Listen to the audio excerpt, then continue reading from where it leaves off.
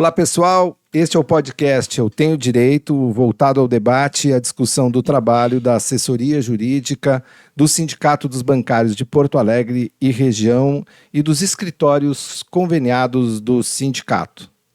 Eu sou Antônio Vicente Martins, assessor jurídico do Sindicato dos Bancários e também integrante da AVM Advogados. Hoje nós estamos aqui para falar sobre um tema muito duro, um tema difícil, um tema complicado e, infelizmente, muito atual. Assédio sexual no mundo do trabalho. Nós vamos receber aqui a doutora Bruna Fernandes Marcondes, advogada, sócia do FCN Lacerda Advocacia, mestranda em Ciência Política pela URGS, especialista em Direito Sindical e professora convidada da plataforma Feminismos Plurais. A Bruna também há pouco tempo esteve participando em Washington, né, Bruna, como assessora numa audiência pública bem importante, Washington, nos Estados Unidos. Né? Chiquérrima.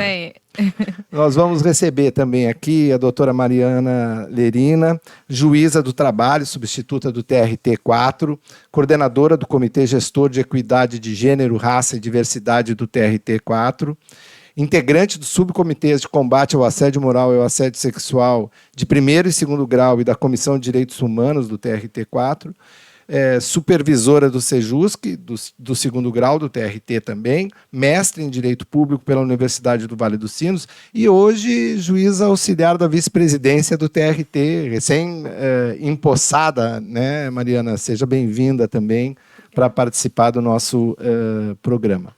E, por fim, a nossa diretora de secretária-geral dos sindicatos bancários, bancária do Banrisul, a nossa companheira Silvia Chaves. Bom, vamos começar, vamos dar assim, uma prioridade para a gente definir, começar por uma definição, né? O que é assédio sexual no local de trabalho, Mariana? Bom, boa tarde, a doutora Bruna, a Silvia e o doutor Vicente. Eu agradeço o convite, é uma honra estar aqui com vocês, conversar sobre esse assunto, como o doutor Vicente colocou, tão duro, tão sensível, né? Mas é necessário porque o problema do assédio sexual, um dos, né? É a gente não falar sobre ele, né? Isso é um dos pontos que contribui para o silenciamento, especialmente das mulheres que sofrem esse tipo de crime, vou chamar assim, porque ele tem uma tipificação penal, né? A gente tem uma definição no Código Penal, né, que seria uma conduta de conotação sexual com o objetivo de constranger a pessoa com o aspecto da utilização da superioridade hierárquica no ambiente de trabalho, né? Então, o legislador penal fez essa escolha, né? E não é por acaso de ter esse aspecto da hierarquia, né? Mas, sob o ponto de vista civil, quando a gente fala numa indenização, por exemplo, né, que é sempre bom lembrar que no ambiente de trabalho o empregador tem essa responsabilidade pelos atos dos seus empregados, né? A gente pode falar numa esfera mais abrangente, né? A Resolução 351 do Conselho Nacional de Justiça nos traz um conceito que é condutas, toda e qualquer conduta de conotação sexual que tenha o objetivo de intimidade, obter alguma vantagem, um favorecimento sexual da vítima. Então, nessa esfera civil, a gente fala assim de uma forma mais abrangente e não exige esse aspecto da hierarquia. Claro que depois, quando a gente for falar mais sobre isso, a gente vai ver que existe uma repetição, né, uma reiteração nos casos de superiores hierárquicos em relação a subordinadas, especialmente, porque mais de 90% das pessoas assediadas são mulheres, né? Então, mas não necessariamente. Isso pode ser por um par, por um colega e muitas vezes também uma própria chefe de setor, diretora também, porque a gente, né, pela nossa estrutura machista da sociedade, as mulheres em posições de poder também estão num lugar inadequado, entre aspas, dizendo. Então, basicamente, seria Essas duas frentes que eu vejo, assim, né? A tipificação penal, o crime em si, e o delito, o ilícito civil. Uhum. E a gente pode falar que tem uma normalização, muitas vezes, do ponto de vista das empresas, nesse tratamento da questão de assédio sexual no local de trabalho, Bruna? Com certeza, né? Acho que a doutora comentou que uma das questões centrais do assédio sexual, e às vezes também com relação ao assédio moral, é o silêncio em torno daquela demanda, né? Então, muitas vezes os colegas fazem vista grossa, os chefes imediatos fazem vista grossa, quase que como uma intenção de que aquilo se torne um problema da vítima e do seu agressor, né? Algo como para ser resolvido numa esfera privada, né? Então, falta um endereçamento, né? E muitas vezes a gente observa, assim, casos que ficam muito... que tomam a mídia, que ficam muito famosos envolvendo assédio sexual e moral, eles têm dois efeitos, né? Por um lado, eles geram quase que uma surpresa, né? Nossa, como é que pode? 2023, né? Acontecer esse tipo de violência, enfim. E um outro efeito é um efeito de reconhecimento, né? Então, se a gente vai olhando também vários casos de denúncia de assédio sexual envolvendo mulheres, muitas mulheres se somam àquela primeira vítima dizendo, comigo também, né? Então a gente tem inclusive o Me Too, que é um movimento que não é relativo ao ambiente de trabalho, mas também relativo ao ambiente de trabalho, demonstrando quanto que essas violências acontecem e o quanto que elas estão assim por baixo do tapete, né? Ainda muito escondidas das gestões e dos colegas, assim, no espaço de trabalho, né? Meio normalizadas, assim, né? Meio normalizadas do ponto de vista de permissividade, de que aquilo possa acontecer efetivamente. A gente teve uma situação aqui, e acho que a Silvia também pode falar agora sobre isso, foi exatamente isso que aconteceu há poucos dias atrás, né, Silvia? E eu até vou pedir para o Diego colocar aqui no nosso vídeo aqui a reportagem, né, que aconteceu no Banrisul e que exatamente, Silvia, tu pode falar um pouco disso, assim, do Me Too, né, de que as mulheres que começaram a vir aqui nos procurar e falar sobre isso, o que elas se descobriram que todas que trabalhavam no mesmo ambiente também tinham sofrido aquela situação, né, Silvia? O que aconteceu aqui no Banrisul? O que aconteceu? A gente teve uma situação de um diretor que foi acusado de assédio sexual. Um diretor do banco, né? Um diretor do banco, de uma subsidiária do banco, que é a Banrisul Consórcios, né? E o incrível é que quem fez a denúncia foi uma estagiária, né? Esse povo mais jovem, eu digo, né? Eles vêm com uma bagagem, assim, mais atualizada do que pessoas de idade mais avançadas não têm e normalizam, muitas vezes, as situações, né? Inclusive dizendo que, aquele cara é um idiota. Aquilo ali que ele tá fazendo é uma idiotice. Ele é um abobado. É bem assim que elas tratam. E acham que vão tirando de letra. Elas não vão se dando conta do agravamento, do adoecimento, da forma como vão se permitindo ser assediadas no momento que elas vão deixando isso para depois, né? Elas vão deixando cada vez mais. E essa estagiária, então, fez a denúncia. Isso acabou aparecendo para elas, uma falando para a outra, e de repente elas se descobriram todas tendo sido assediadas. Nunca nenhuma tinha dito uma para outra o que tinha acontecido. E quando uma falou, a outra veio atrás. E de repente isso foi assim... foi uma onda assim que veio, inclusive, dentro do banco. Porque não apenas as mulheres descobriram que tinham sido assediadas pela mesma pessoa, como os próprios homens já sabiam dos assédios que estavam acontecendo dentro do banco, em outros locais, não só apenas ali na Banrisul Consórcio, mas em outros locais que ele já tinha passado, esse diretor. E nunca tinham feito nada. Todos os colegas já tinham visto essas situações, mas nunca tinham feito nada. Inclusive, nós, como sindicalistas, somos cobrados em relação a isso, recebendo até áudio, dizendo o que o sindicato vai fazer, o que as mulheres do sindicato vão fazer. Porque nós já sabíamos disso, nós já tínhamos visto, nós já tínhamos presenciado, né? E a resposta que eu dei para ele foi as mulheres do sindicato e o sindicato, assim que soube, tomou providências. No momento que a gente soube, nós começamos a tomar providência no momento, pedindo afastamento dele, pedindo providências.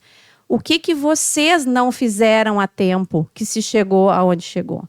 Porque se todas as pessoas tivessem entendido a gravidade que é um assédio, aonde pode chegar o assédio, isso já tinha terminado há muito tempo antes. Se todos tivessem feito o olhar sobre a pessoa e tivessem denunciado e tivessem pedido, então, essas providências, nós agora não estaríamos passando pelo que a gente está passando, né? Então... Eu acho que tem uma outra coisa, assim, que acho que a doutora Mariana fala um pouco disso, que é um letramento, né? Que é a gente também entender essas situações que são situações normalizadas muitas vezes do ponto de vista da nossa cultura de ambiente de trabalho e tal, e que elas na verdade elas não podem ser normalizadas, né? Elas têm que ser trabalhadas com isso, né? Da mesma forma que o assédio moral muitas vezes ele não pode ser normalizado, né? Uma coisa é cobrar, uma coisa é ter metas, outra coisa é passar ou ultrapassar isso. Então, mesmo o ambiente de trabalho, ele não permite que determinadas situações, né, doutora Mariana, elas possam ser normalizadas, né? E uma situação é essa. Quer dizer, um ambiente de trabalho, ele pode ser distensionado sem ser sexualizado. Essa dinâmica que a Silvia coloca é a dinâmica que a gente vê em todos os casos de assédio sexual, né? A gente, lá pelas tantas, tem uma mulher que consegue quebrar o silêncio e aí várias outras relatam e é muito fácil de identificar porque o modus operandi do assediador normalmente é o mesmo, né? Então, ele usa da mesma dinâmica, dos mesmos pedidos, das mesmas importunações. Acho que um primeiro ponto assim, é compreender, como a doutora Bruna colocou, até tem uma professora que fala muito bem sobre isso, a Patrícia Maeda, que é juíza do trabalho também, que ela coloca assim, a compreensão do assédio sexual como algo tridimensional. Ele tem uma primeira dimensão que seria uma linha, que é aquela entre o agressor e a vítima, uma outra dimensão que é como se fosse um plano, que aí a gente já está falando na organização, na empresa, na estrutura da empresa, e algo mais abrangente que ela chama de cubo, que seria a estrutura, né, da sociedade. Então, o assédio sexual é um exercício de poder, né, e não necessariamente com essa hierarquia funcional, mas o exercício de poder natural que a gente tem na sociedade, que o homem exerce sobre a mulher, né. Então, claro que tem como quebrar essa dinâmica, não só com essa quebra de silêncio por uma e por todas que foram vítimas, mas por uma estruturação dentro das instituições e das empresas, de canais para receber, mas não só para receber a denúncia, mas para tratar, que aí entra a questão do letramento, né? Porque não basta a instituição receber. E como é que ela vai tratar aquilo? Ela vai dar uma resposta adequada, ela vai dar a resposta no tempo adequado. Quem vai fazer o tratamento daquela denúncia vai conseguir acolher, vai conseguir ouvir as vítimas, ou ela já vai virar para aquela coisa assim, mas será que foi isso mesmo? Mas o que tu estava fazendo sozinha com ele na sala? E a tua roupa? Né? E a tua roupa, que é aquela chave que a gente tem que virar para apurar. E um outro ponto que aí a gente entra também, normalmente quando a gente fala nesse assunto, tem sempre alguém que fala assim, mas aí eu não posso mais flertar no ambiente de trabalho, né? Surge essa dúvida. E tem uma advogada que é especialista em gênero, que ela fala muito bem sobre isso, que é a Mayra Cota, e ela diz o seguinte, o ponto central é, você, né, a pessoa que está ali sendo acusada, criou um ambiente seguro para que aquela pessoa possa dizer um não, ou possa dizer um sim espontaneamente, possa dizer um não e não ter nenhuma repercussão na vida funcional, na vida pessoal dela. Então, esse é o ponto.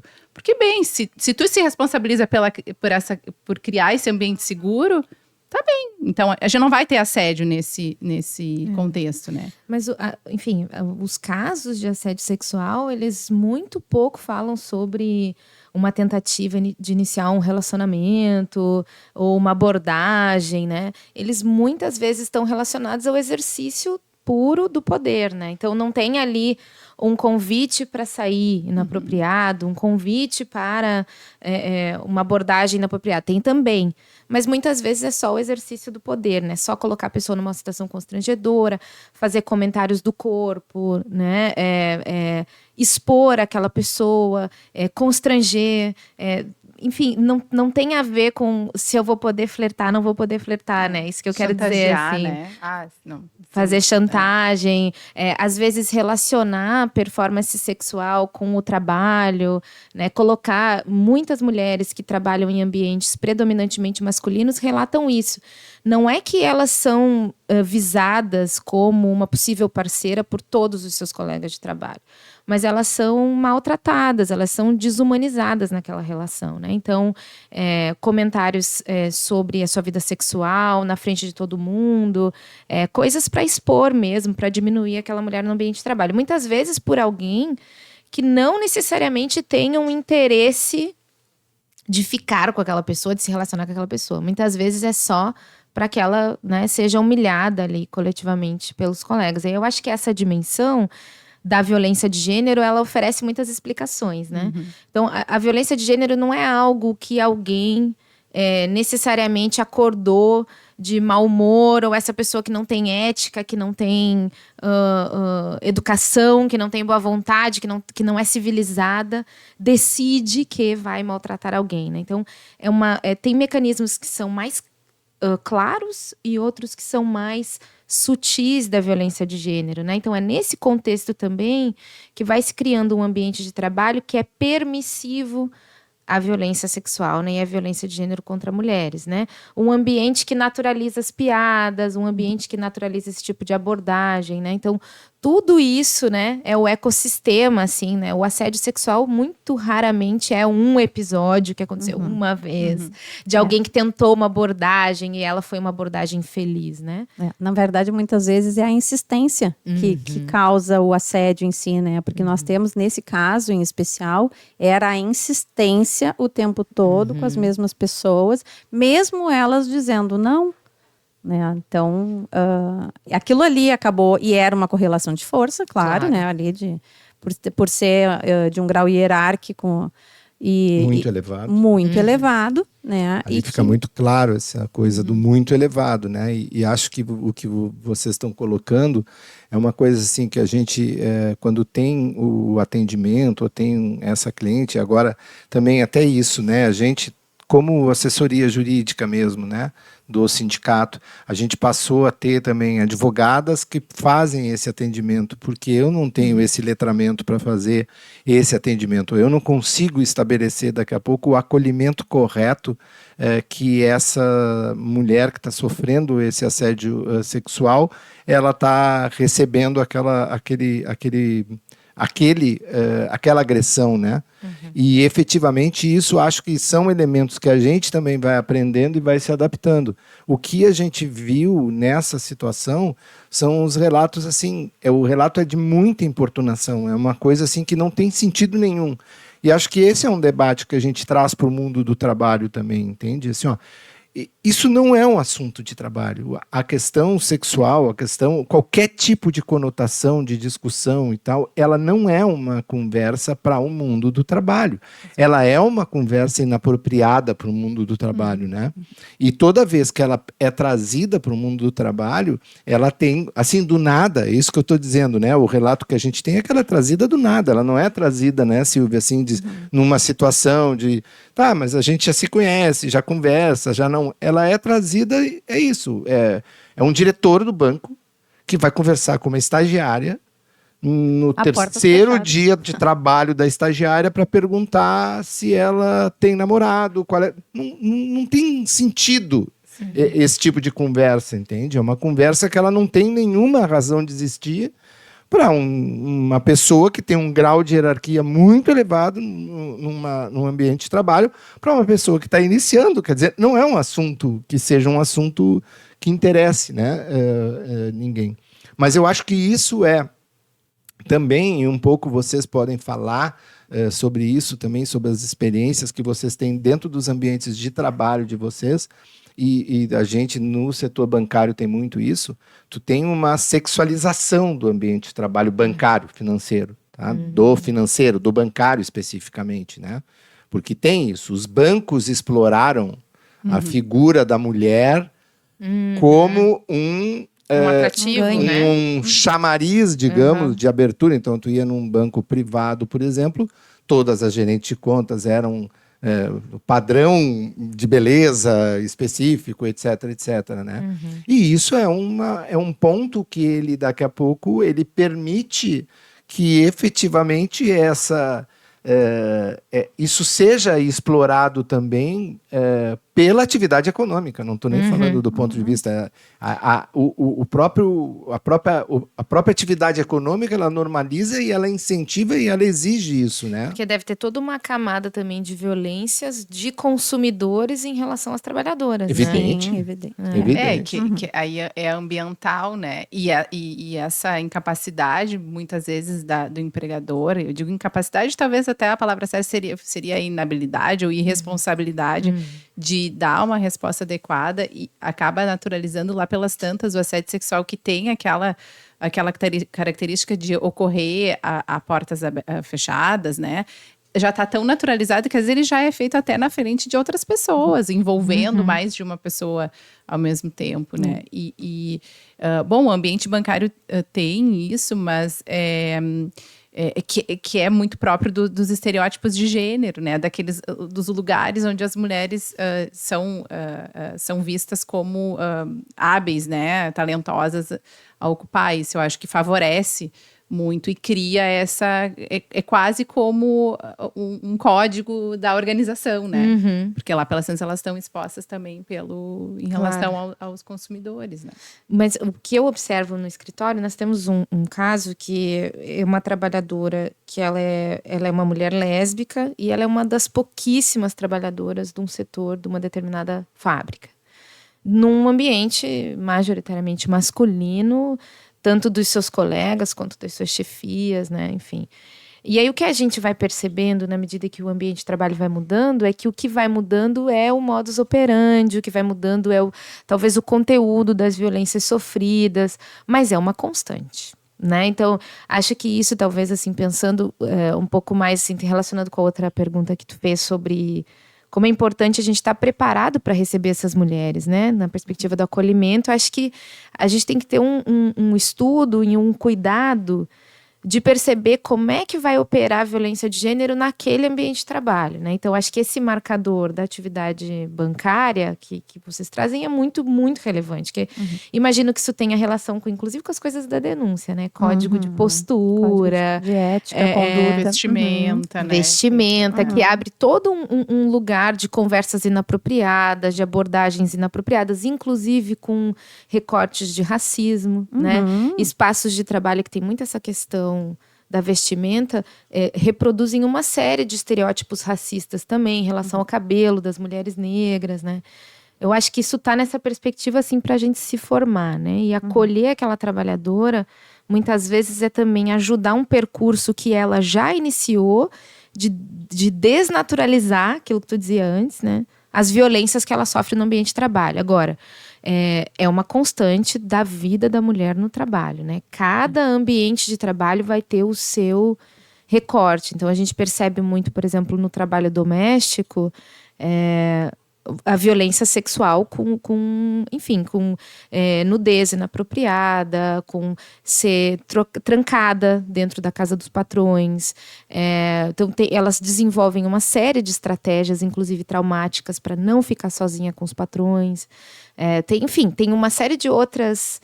muitos casos de estupro. Foi também. Sobre isso que tu foi a Washington? Foi sobre isso. Tu viu que eu dei um jeito.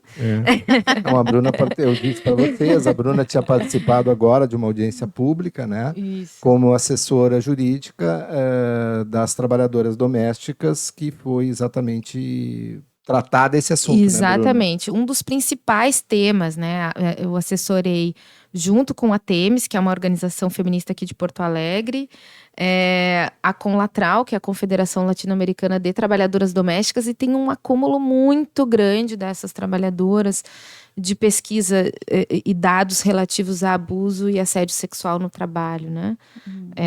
Relatando, assim, com riquezas de detalhes sórdidos, as violências que elas sofrem no ambiente de trabalho. E muitas vezes, né, Silvia, assim, a gente acha que isso... todas essas violências, elas são espraiadas, né, em vários ambientes de trabalho, né? E o Diego pode colocar aqui, Diego, uma outra reportagem que...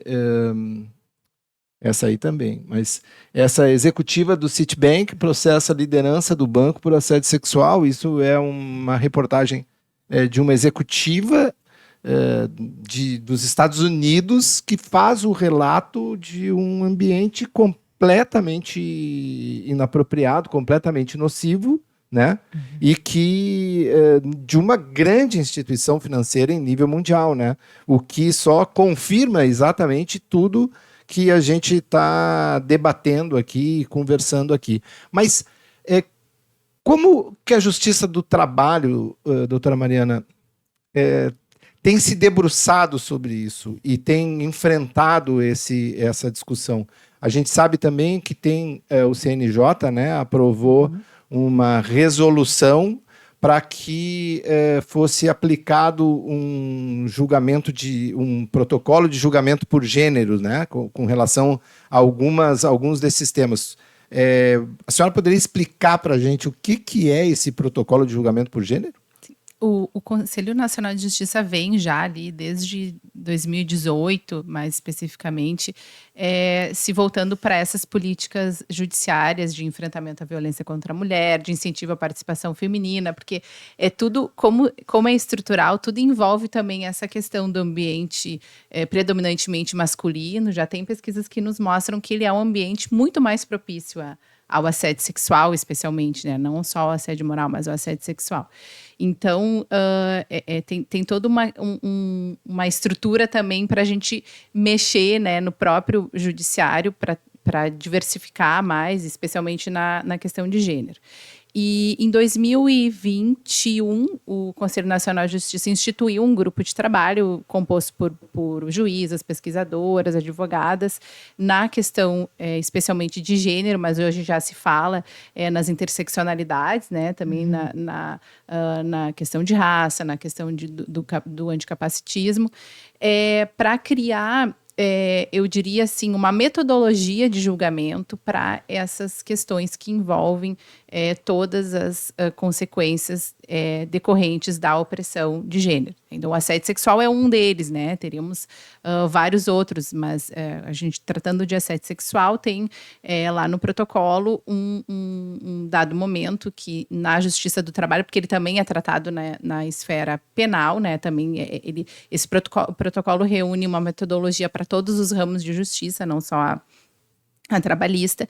E um dos pontos que é trazido assim, primeiro, a questão da palavra da vítima, né? Isso é um ponto central da violência de gênero, que é trazido não só no assédio sexual, mas também na violência doméstica, nos casos de crimes todos sexuais, né? Porque, via de regra, o que entra em julgamento é a conduta da vítima. Então, ela relata uma situação de violência e a investigação, o julgamento, a instrução começa a se voltar para ver como é que era o comportamento da vítima para ter acontecido aquele fato. Então, uma das coisas que o protocolo traz é esse método para desmistificar, né? Virar essa chave para a gente começar a olhar para quem está sendo apontado como o agressor, né? Depois também toda a questão da instrução probatória que a gente tem, aquele caso famoso que teve de violência institucional em relação àquela moça que foi vítima de estupro em Santa Catarina, a Mari Ferrer, que foi uma lei que fala sobre a violência institucional na instrução, na fase de ouvir testemunhas e partes, né? Que é esse aspecto de não revitimizar, não criar um ambiente de revitimização, que isso a gente fala também no tratamento das denúncias, quando a gente ainda não está no momento ali de processo judicial, estamos ainda nesses canais de denúncia e tratamento, né? Isso é um ponto importante, porque no mais, às vezes, a mulher relata a situação de violência ali no ambiente institucional, aí depois inicia uma investigação, ela vai lá e relata de novo, aí ela vai lá na polícia, ela relata de novo, aí quando chega no judiciário, ela vai falar de novo, quando vai falar para advogado, ela vai falar de novo, depois a judiciária vai falar de novo. Então, e aí é um ponto importante, porque como é uma situação de crise, né, uma situação de pânico, de humilhação, tem aquela reação do cérebro primitivo, que é ou congela, ou foge, ou luta. Então, isso também passa na avaliação, né? As pessoas dizem, mas ela não fez nada, ela ficou quieta, ela riu. Então, todos esses vieses inconscientes que a gente cria, né, também o protocolo traz uma metodologia para a gente conseguir focar naquilo que realmente é relevante e depois na valoração da prova, né, que é isso, a gente vai ter indícios, a gente talvez não tenha uma prova material, um vídeo, um áudio que dê, né, aquilo de forma, assim, muito clara, mas a gente vai ter indícios, a gente vai ter fatos que nos levam a concluir que realmente aconteceu. Então, esse protocolo a gente viu assim como um grande avanço, né, para trazer essa lente de gênero quando a gente vai julgar e vai trabalhar nesses casos de questões sensíveis, entre elas o assédio sexual, que eu, assim, ousaria dizer, mas aí é sem, assim, nenhum percentual estatístico, que a gente tem, que a gente enfrenta ainda muito pouco judicialmente esses casos, porque eu acho que muitas vezes a pessoa não consegue nominar a violência, ela não consegue falar, ela às vezes é uma vergonha, uma humilhação, ela não quer tratar aquilo no processo, então ela vai tratar das outras questões do contrato de trabalho. Eu acho que é muito provável que a gente tenha muito mais casos acontecendo no mundo do trabalho que não chegam para a gente julgar. Eu acho que isso é uma realidade, e eu acho que chega no movimento sindical também, porque o movimento sindical acaba não tendo o olhar aguçado para esses problemas. O que é o nosso grande problema? A gente sempre tratou muito de assédio moral, né? Assédio moral é uma realidade aqui dentro do banco, é meta, é o tempo todo, a faca no pescoço, então tem o assédio moral. O assédio sexual, ele aos poucos vem. Existem vários estudos que mostram que só 5% das agredidas fazem denúncia, né? E poucos têm o retorno que gostariam de ter. E elas veem a impunidade, né? E aí isso o que causa? Causa vergonha, causa medo. Por que eu vou levar adiante se não vai dar em nada, né? Outra coisa... Tem até uma maioria de dirigentes sindicais homens também, que não tem, muitas vezes, esse letramento para poder entender o que é, né? Então, vão normalizar o relato de violência que aquela mulher está sofrendo, né? Sem dúvida, procurando justificar, né? E aí vem essa justificativa. Mas o que estava vestindo? Mas o que falou? E aí vem a culpa, porque a mulher se sente culpada quando ela não diz um não categórico. Claro. Quando ela dá um sorrisinho. Claro. Fui eu. É assim que ela pensa. Fui eu. A culpa é minha. Mas é muito importante, assim, te ouvindo ali no início, tu disse, as mais jovens, né, tem tal... Eu acho, assim, que é bem importante quando a gente escuta e também pensando em nós mesmas, mulheres, né, que também somos vítimas de assédio e violência no ambiente de trabalho. A gente desenvolve as tecnologias de sobrevivência que estão no nosso alcance. Então, as vítimas que, mesmo em casos de violência doméstica, com risco, inclusive de feminicídio, né, ou violência sexual no trabalho também, as vítimas têm primeiro, elas têm um repertório da sua própria vida ali, né? Então, não é como se a pessoa fosse virar outra pessoa, né? Então, tem uma forma, a tua personalidade, a forma como tu interage, né? Essa questão da idade, eu também acho que é um elemento.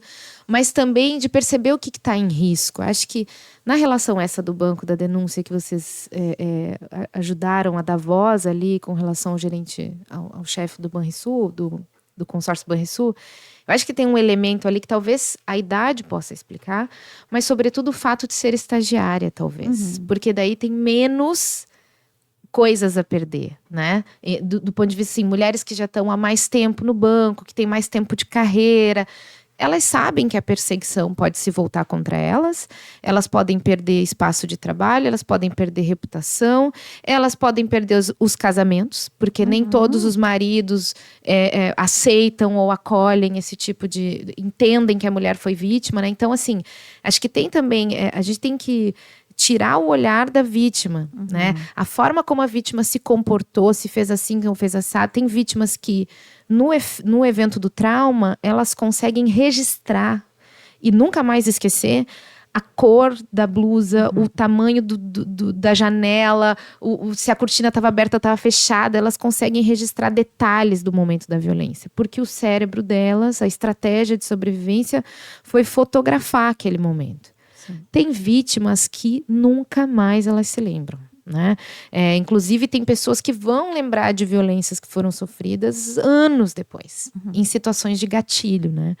Então, assim, o processo não pode depender desse comportamento da vítima. Não é esse comportamento que vai dizer se a conduta do assediador era Até correta, porque se essa vítima tiver que repetir 10 vezes a história, é evidente que a história ela vai mudar essa história. Vai muda, mudar, claro. Porque ela começa a lembrar de detalhes. E é isso que tem que tirar o foco disso. Porque normalmente as pessoas começam a questionar. Mas aí ela disse que era... no meio da tarde, no outro depoimento, ela disse que foi no final da tarde, porque é evidente, ela vai lembrando, tem todo o aspecto do pós também, claro, né? Outras coisas que vai esquecer. E o adoecimento que isso causa, a gente viu nessas colegas, assim, tamanho adoecimento. E tem essa perda do profissional, a própria parte profissional delas foi atingida, sabe? E a gente fica pensando assim, esse é um recorte dentro do sistema financeiro. A quantidade que deve existir é absurda. E não chega. E a gente, inclusive, tem o Basta ali, não sei se o Diego pode botar ali para nós. Nós temos, o Basta, ele foi um projeto que veio da Contraf, tá? Ela é nacional. Opa! Ali é o segundo, ó. Aí, isso, tá? E ele veio da Contraf, que é o Basta, não irão nos calar, e todos os sindicatos, então, podem fazer parte e então, se especializar em cada um dos sindicatos. Nós temos aqui o nosso atendimento, é vítima de violência doméstica e assédio sexual. Ele não era para assédio sexual, mas como começou a surgir, elas começaram a se sentir fortalecidas quando elas viram um projeto desse já em andamento. Sim. Então o assédio sexual começou a aparecer. E a gente está pedindo assim, a gente não quer, a situação não é pedir para o sistema financeiro, para os bancos, punição. A gente não quer que seja punitivo, a gente quer que seja educativo. Só punitivo. Né? Hã? Só punitivo. Só punitivo. Punitivo a gente também quer. Um pouco de punitivo. Não, a gente quer que... Punição também quer. Exato. A gente punição, não licencem. Não, a gente quer o punitivo para que seja demonstrado que nós necessitamos do educativo. Nós precisamos evitar que isso aconteça dentro das instituições, né? Hoje nós não temos dentro das instituições setores que possam receber essas colegas. Hoje ficou muito claro que a gente não tem esses setores lá dentro, tanto que não se sentiram acolhidas. Elas vieram para nós. Essas colegas, quando procuraram o banco, foram encaminhadas para um setor que, em tese, seria um setor de acolhimento, e o próprio setor de acolhimento, ele, de alguma forma, constrangeu essas colegas, dizendo, tem certeza? Olha, que isso depois vai ter uma repercussão. E isso é uma preocupação que as trabalhadoras têm muito grave, entende? Porque, ainda que haja uma punição do agente, elas também serão punidas do ponto de vista do seu encarreiramento. Né? Porque elas vão ficar marcadas. Elas vão ser estigmatizadas, elas vão ter que vão ter que enfrentar isso tudo, né? Quando elas forem transferidas, vão pedir para trocar, o chefe delas que vai ser o novo chefe, vai... Então, acho que isso é um processo que ele é importante, talvez, a gente... se debruçar também sobre os conceitos que estão sendo utilizados pelo protocolo aprovado pelo CNJ, né? Um protocolo de julgamento, mas que ele pode ser um protocolo para que a gente possa entender, ouvir essas pessoas e enfrentar essas situações. A situação de violência doméstica, ela é uma situação muito específica que num debate eu participando, assim, sem ter essa formação, eu me dei conta de que eu nunca tinha lido a Lei Maria da Penha, que é uma lei essencial para que a gente entenda conceitos vinculados à violência doméstica, mas que também podem ser usados por analogia na violência no local de trabalho. E acho assim que boa parte dos operadores do direito nunca leram a Lei Maria da Penha. Conhece? Existe a Lei Maria da Penha, é uma lei que trata da violência doméstica. Sim, mas ela trata de várias questões.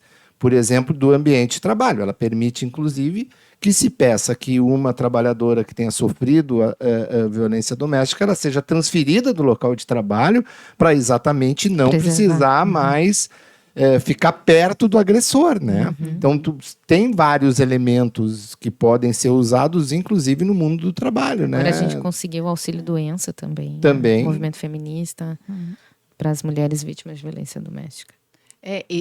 Essa dinâmica, ela acontece muito, assim, a gente vê quando a gente vai tratar, né, e vê o tratamento das denúncias, tem muito isso, assim, mas será mesmo? Mas cuidado, hein, porque ele pode te processar.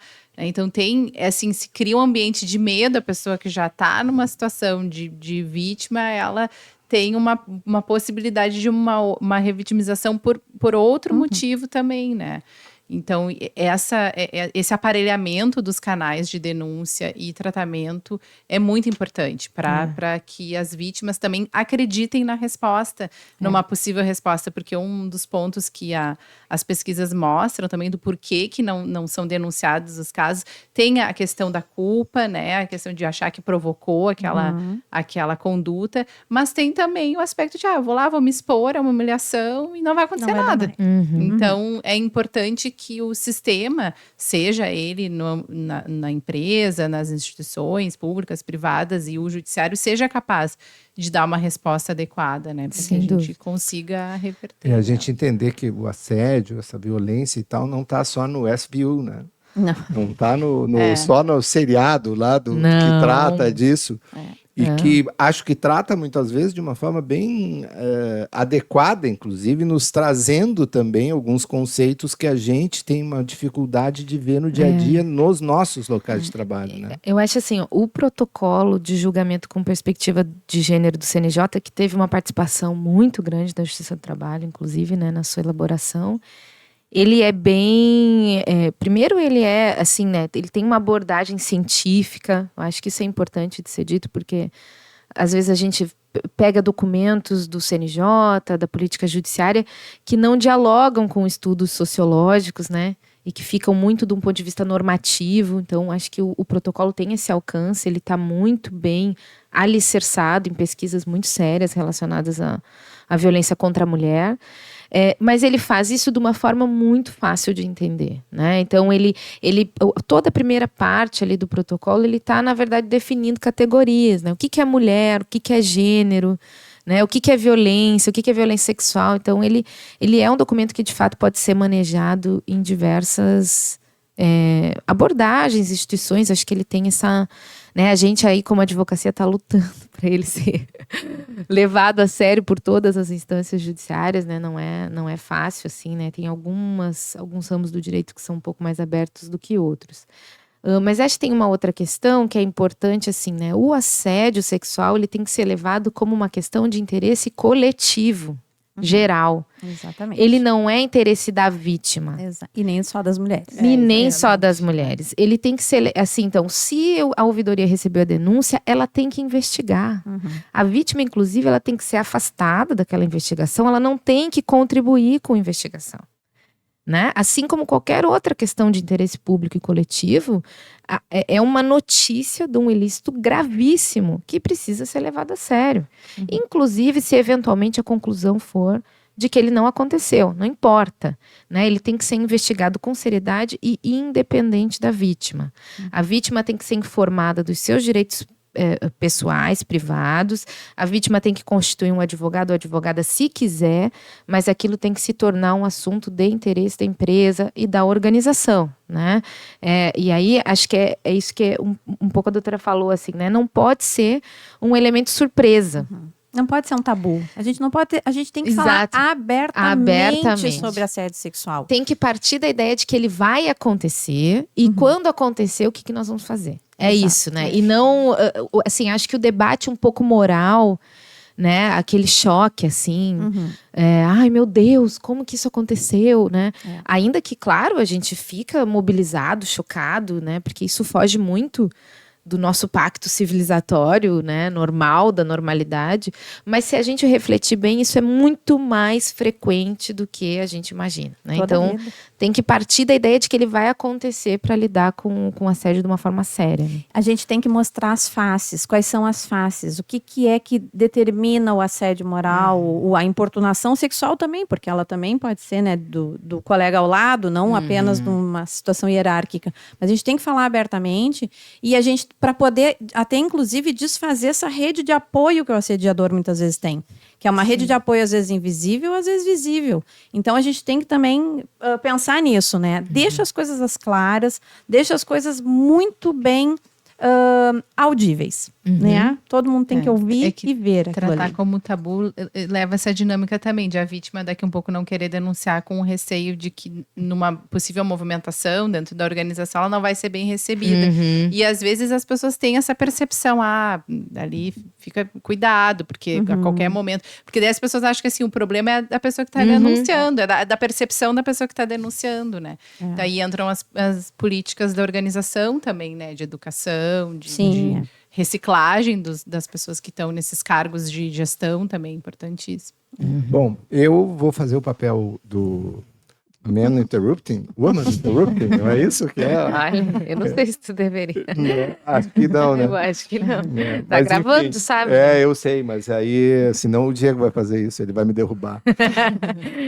Gente, eu quero agradecer muito a presença de vocês, acho que a gente tá fazendo um programa que ele é impactante para nós, para a categoria bancária, ele é muito importante.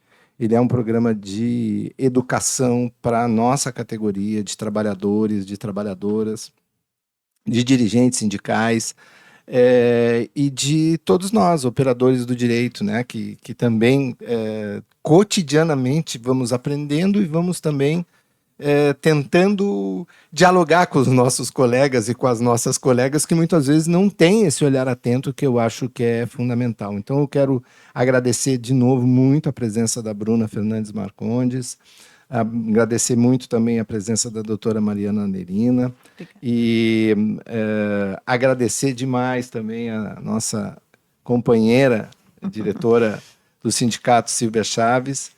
E também agradecer todo o nosso pessoal aqui que dá o nosso apoio, a nossa técnica, o Diego Dornelles, que está fazendo todo o nosso apoio técnico, a Laís Escher, que é uma jornalista que está dando também faz todo o nosso roteiro, a Aline Adolfes, que é a nossa coordenadora de jornalismo, e o Ginei Nunes, que é o nosso diretor do Departamento de Comunicação aqui do sindicato. A gente acaba esse episódio e se vê por aí no próximo Eu Tenho Direito. Valeu! Valeu, tchau, gente. Valeu, obrigada.